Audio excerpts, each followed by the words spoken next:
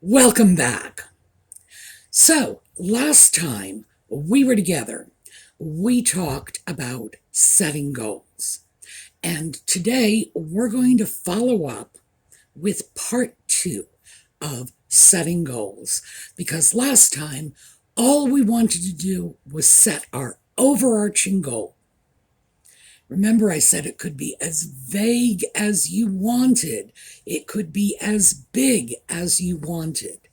Whatever you would choose to do if you knew you couldn't fail. So now we're going to start bringing that home a little. And we are going to, oh, yes, I know, I just got that. Yes, which side are you coming up? Oh, there we go. Okay, this side. We are going to talk about how to go from the giant overarching Disneyland goal to breaking it down into smaller, more manageable chunks so we can actually attack it and achieve our goals. So when we come, oh wait, here, there we go. When we come back,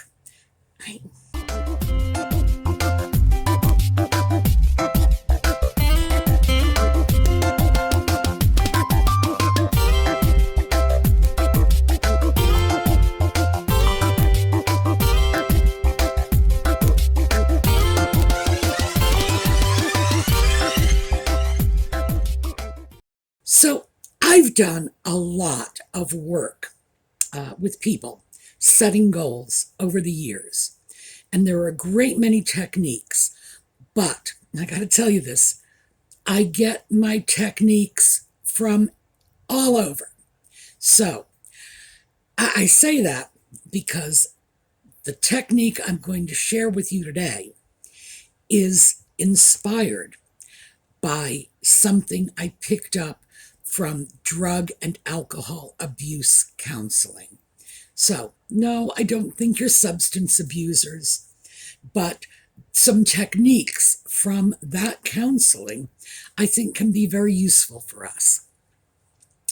Now, this particular technique divides your life into specific areas, and frankly, they are areas that are problematic.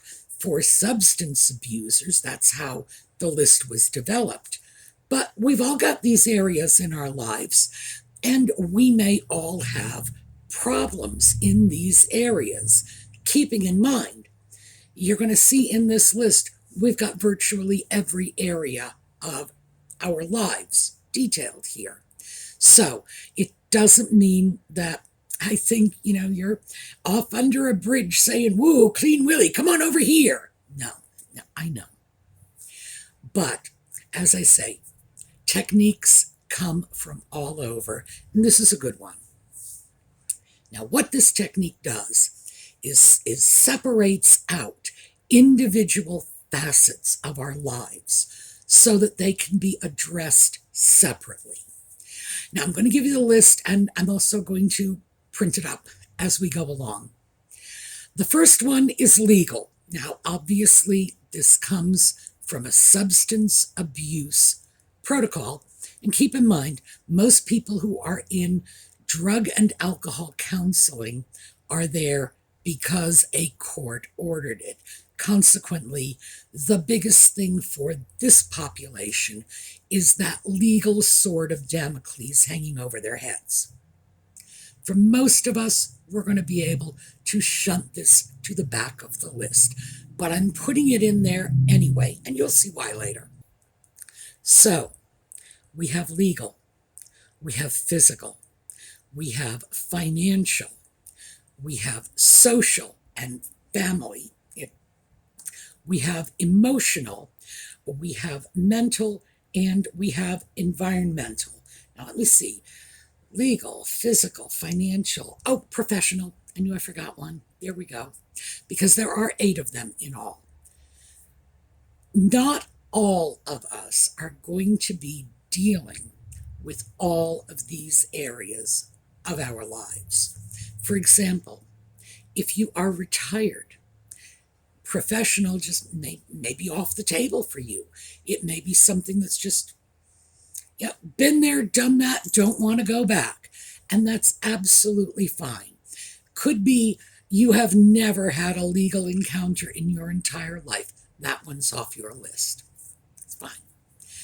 But it's a method of categorizing the various facets of your life and breaking it down into manageable sections. So, for our purposes, what we're going to do with this list is we are going to take that overarching goal we've begun setting, or most of us have probably set it, but if you haven't set your goal yet, it's okay.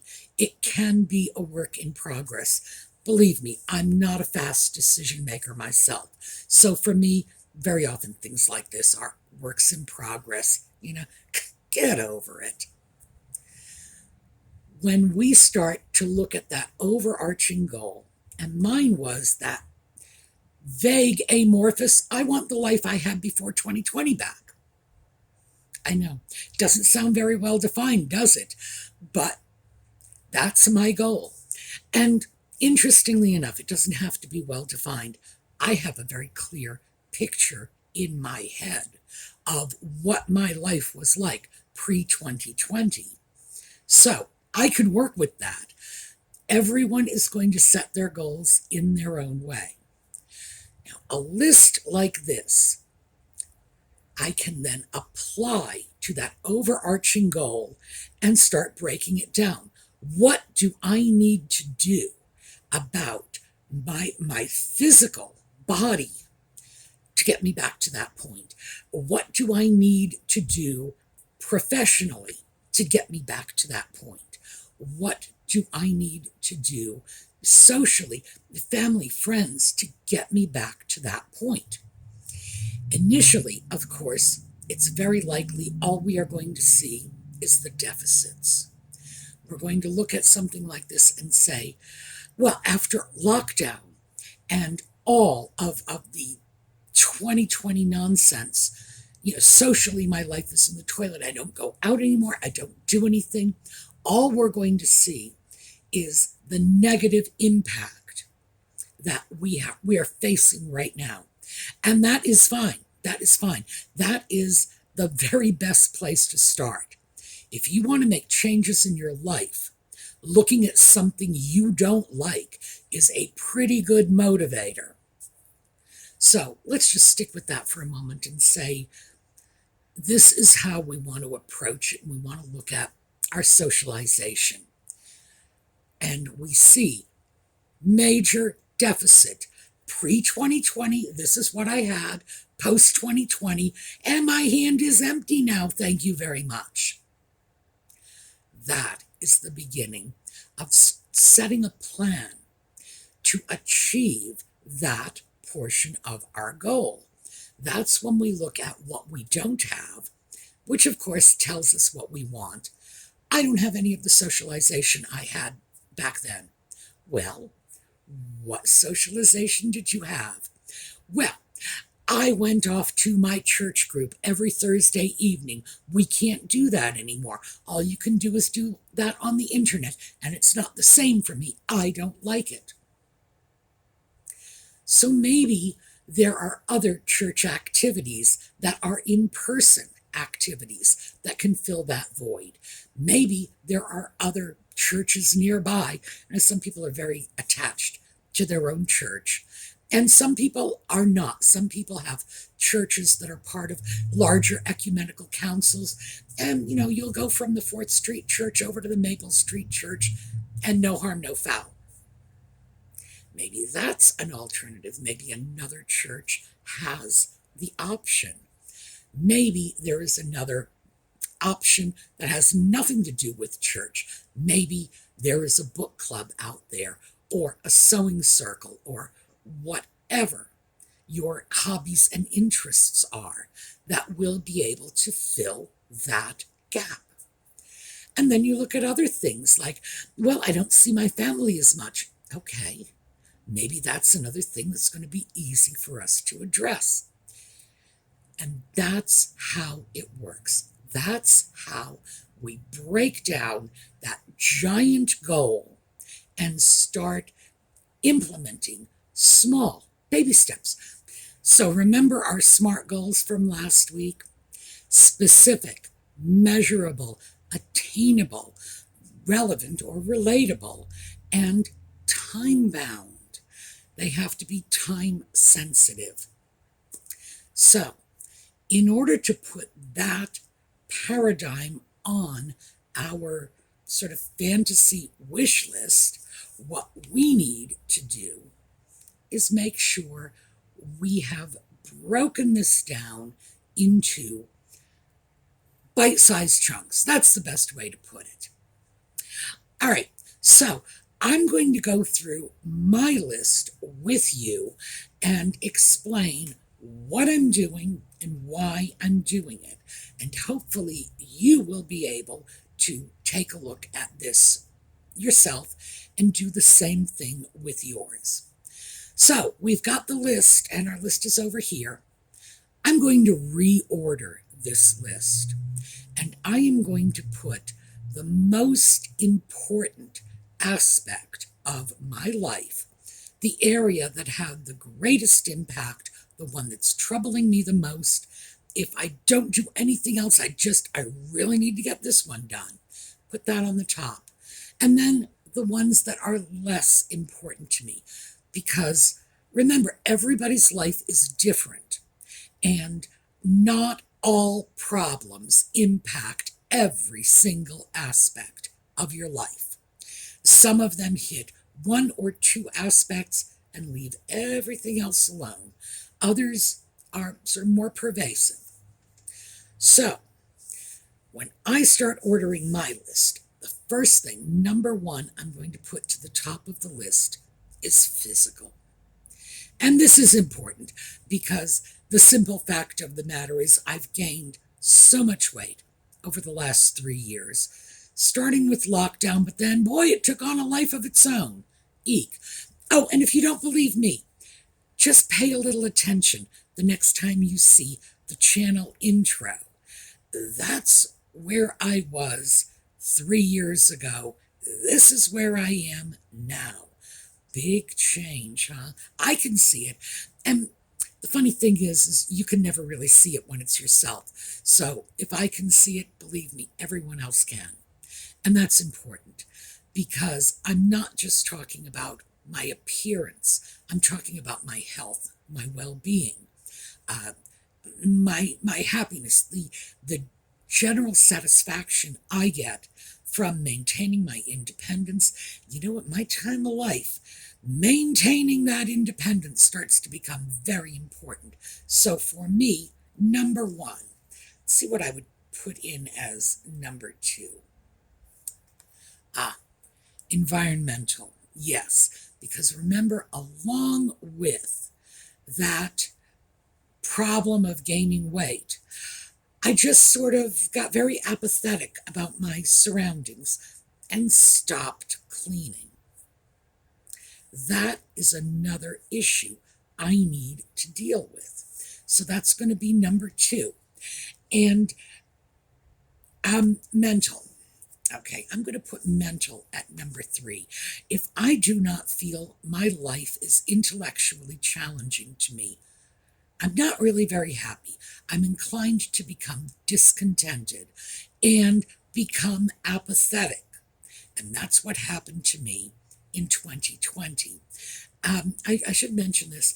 Apathy has a tendency to look a lot like depression. And I'll tell you, the easiest way that I was able to tell the difference in my own case between apathy and depression is I don't get depressed. I love life. I do not turn off in that way. But what I do, having done this many times, I know what my process is. There are times when I feel like I'm a hamster running in that little wheel, and eventually I'll just check out. Say, nope, done, sorry, through. And that's when that weird level of apathy sets in. I will look at an email folder full of emails and say, nah, I'll deal with that later. And I will just go in the other room, pick up a book, and go sit down and say, okay, this is what I'm going to do now. Everybody has their own sort of coping mechanisms, I guess. And mine is not depression, but it's something rather akin to it. I won't deny that. And it's that sort of apathetic checkout. Usually, that's the point where I realize I need to take a vacation. I need to take a week or two off. I need to go somewhere else.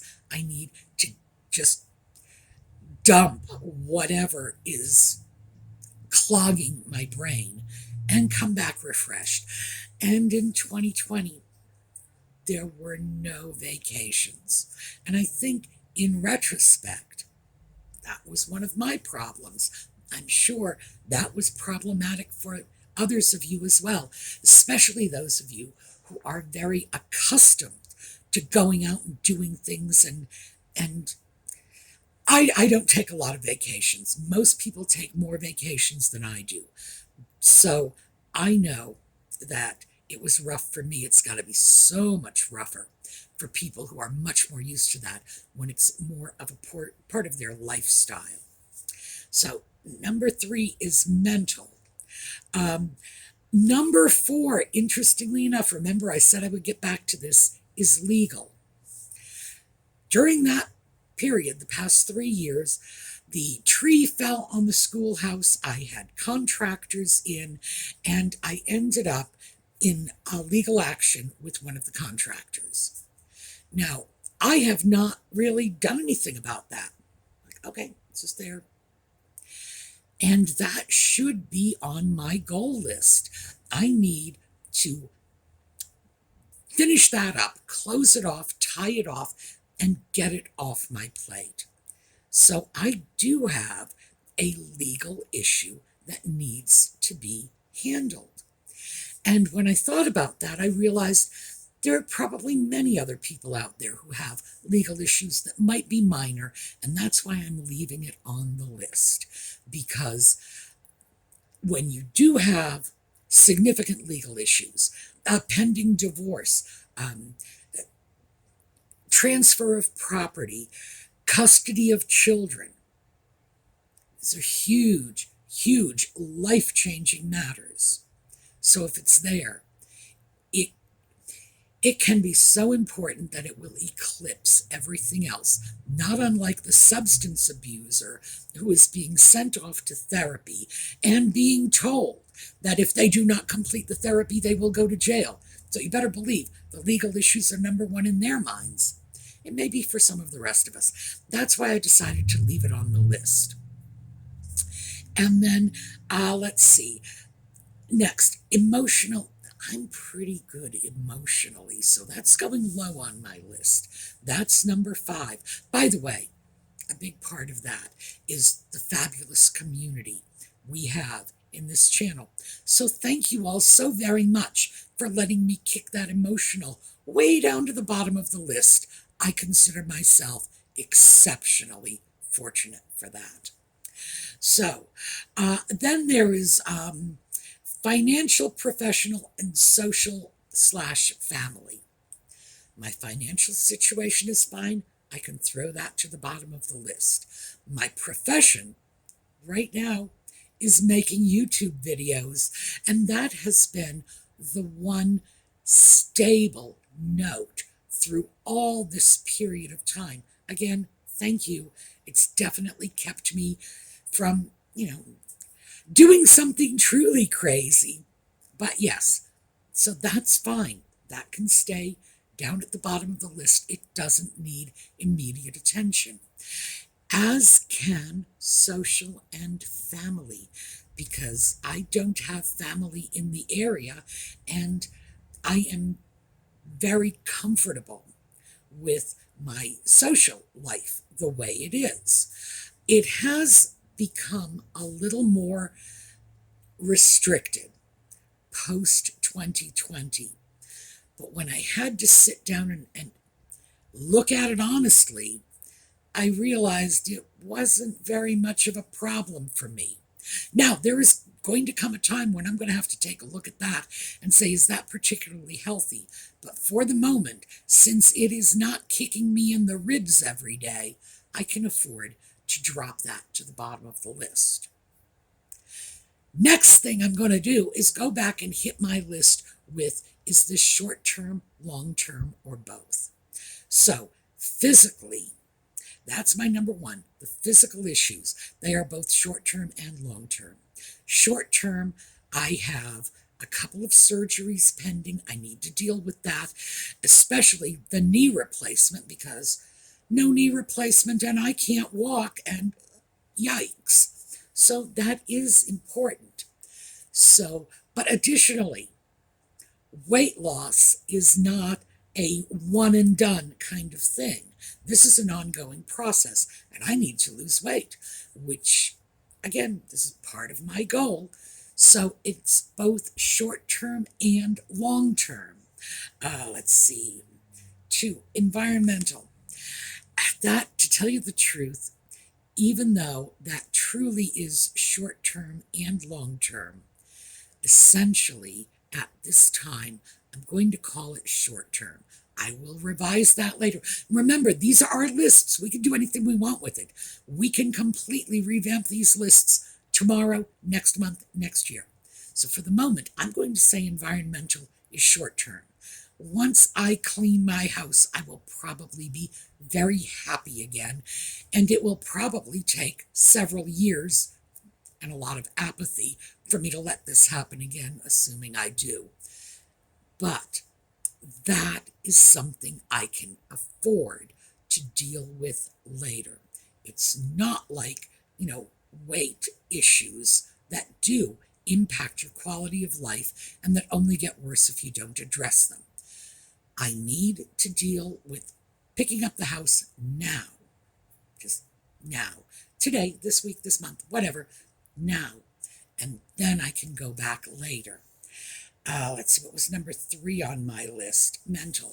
That's long term. That's not even, that is ongoing. That is, my life becomes much less fun if I don't feel my brain is challenged. So that is always there. It's always long term. There are no quick fixes for this.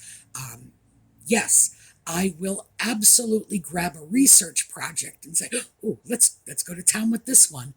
And that might look like a quick fix, but the process is never ending. It's just completely ongoing. It's always there. Now, for other people, things like relationships, their social and family relationships will be ongoing. Just to give you a comparable example, because they have spouses, they have children with them, they have siblings. It doesn't always become a highly active priority. It does when your family have needs, but it's sort of more likely to be a long-term, you just have to continually pay attention to it. Usually, it's not number 1 on your list of attention grabbers, but it's always there. You always have to maintain and monitor it, and you're going to have to do that for the rest of your life. So we all have issues in our lives like that. So let's see, 4, legal, that's short term. That is one and done. I need to call a lawyer. I need to write a few letters. I need to make some decisions and just make that go away, because I don't want that just hanging out there in the ether forever and ever. That's short term because it's one issue. So I can get rid of that. And I can get rid of it fairly easily, too. See, what was 5? Emotional. That's another very, very long term. I am fine now. There is no crisis, but I do need to make sure that I remain emotionally healthy, along with that mental alertness. Again, back burner, it can wait because it's not in crisis. And then the 6, 7, and 8, and that was financial, professional, social / family. Again, long term, need to pay attention to these things, We can never ignore any areas of our life indefinitely. Well, I can't. Retirees can ignore the professional if they want to, but I'm not retired, so I don't get to. But it's not going on the back burner. And that's what those little S&L things are. S and L. I shouldn't say SNL because that's Saturday Night Live. And although I'm sure this would make a great Saturday Night Live comedy routine, I am at least making an effort to take this seriously. So this is how we are approaching the achievement of our goal. And next time, which is going to be tomorrow, we're going to talk about how we go from this skeletal framework to very specific, discrete goals. Remember the SMART system. We're going to start pulling them apart and looking at exactly how we tackle each area of our life. Because, contrary to popular fantasy, you can never just put a Band-Aid on one problem in your life and hope that, oh yeah, I'll fix this and everything else will fall into place. It never does. It never does. You need to pay attention to everything. Some things require more attention than others. Some things require immediate and significant amounts of attention. Other things, they can slide on the back burner. They can just simmer for a long time. And the truth is, that's probably the best way to look at it. Big stove, 8-course meal. We got 8 pots, and yes, we're going to be juggling them. Some of them are going to come to the front. Some of them are going to go to the back. But that is our life. So I guess we're going to be thinking of our life in terms of an 8-course meal for a while. So I hope this is helpful to you in terms of breaking your life down to attack your goals. But again, remember, this is just part 1 of the process. Tomorrow, when we get together again, we are going to talk about how to use this information to specifically set our smaller SMART goals and achieve some results. And I think that once we are able to make some very concrete goals, we're all going to see it's just as easy as putting one foot in front of the other. It'll all fall into place. Sure, we're going to have to work, but getting from point A to point B is always so much easier when you have a good roadmap. And that's what this is going to become. This is going to become our roadmap. All right, so that's what I have for you today. I will see you all tomorrow. We will continue with this because we're going from large to small, breaking things down into their most manageable components. And we will be finishing up tomorrow. So have a terrific day. We are going to take a look at a slideshow on the way out.